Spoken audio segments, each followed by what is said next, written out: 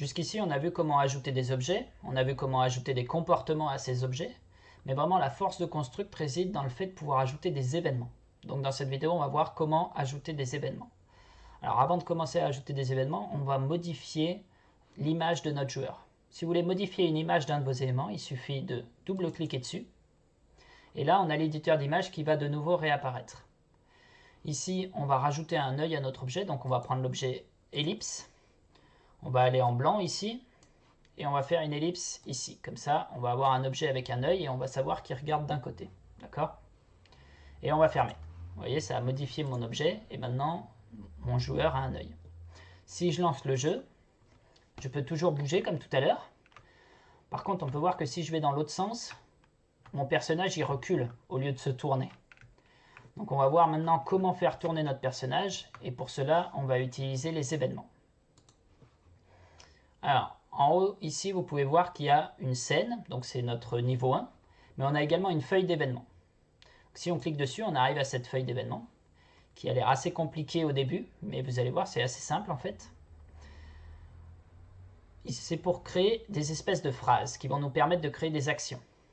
Donc en fait, nos phrases vont être toujours constituées de la même manière. On va tout d'abord avoir une condition, donc c'est comme si on disait « lorsque ceci arrive », et on va avoir des actions. C'est comme si on disait « alors il se passe cela ». Par exemple, dans cet exemple, on a « lorsque la balle va rentrer en collision avec un monstre », donc ça c'est notre condition, lorsque la balle rentre en collision avec un monstre, on va avoir des actions. On va tout d'abord avoir le monstre qui va être détruit, et la balle qui va être détruite également. Donc nous, on n'a pas de monstre, on n'a pas de balle, donc on va créer nos propres événements. Pour créer un événement, il faut cliquer sur « Ajouter un événement ». Et ici, on va avoir plusieurs choix. Donc nous, ce qu'on voudrait faire comme événement, c'est lorsqu'on appuie sur une touche, alors le personnage se tourne de côté, lorsqu'on appuie sur la flèche gauche. Le seul problème, c'est qu'on n'a pas de clavier ici pour appuyer. Du coup, on ne peut pas vraiment choisir la condition comme on voudrait. Donc il va falloir fermer ça, retourner dans notre scène, et ici on va ajouter un nouvel objet. Ajouter un objet, vous savez comment faire, clic droit, insérer un nouvel objet, et on va ajouter l'objet clavier. Ça va nous permettre de pouvoir mettre des conditions avec le clavier. Donc on l'ajoute, on voit qu'il s'ajoute ici. Et maintenant, si on retourne dans notre feuille d'événements, ajouter un événement, ici on va voir qu'on va avoir le clavier. Donc on clique dessus, puisque ce qu'on veut ajouter, notre condition, c'est lorsqu'on va appuyer sur une touche du clavier. Donc le clavier. Lors de la pression d'une touche, ici vous pouvez voir, il y a un truc très intéressant, c'est que les conditions qui sont utilisées le plus souvent vont être mises en jaune. Donc celle-là, c'est une qui est utilisée le plus souvent. Donc c'est lors de la pression d'une touche qu'on va utiliser. On va cliquer pour pouvoir choisir notre bouton. Et ici, on va mettre lorsqu'on appuie sur la flèche gauche. Donc on clique sur la flèche gauche et la flèche gauche va apparaître. On met OK, valide. Et ici, si on lance le jeu, il ne va rien se passer. Bien entendu, puisqu'on a mis une condition lorsqu'on appuie sur la flèche gauche, mais on n'a pas mis d'action. Donc il faut qu'on finisse notre phrase. Lorsqu'on appuie sur la flèche gauche, il va se passer ceci.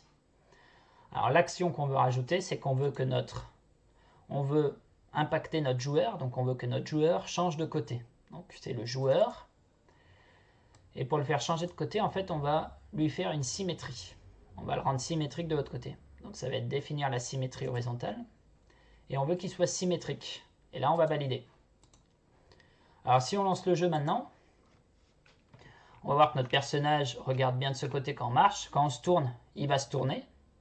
Par contre, quand on se retourne de l'autre côté, il va de nouveau marcher en arrière.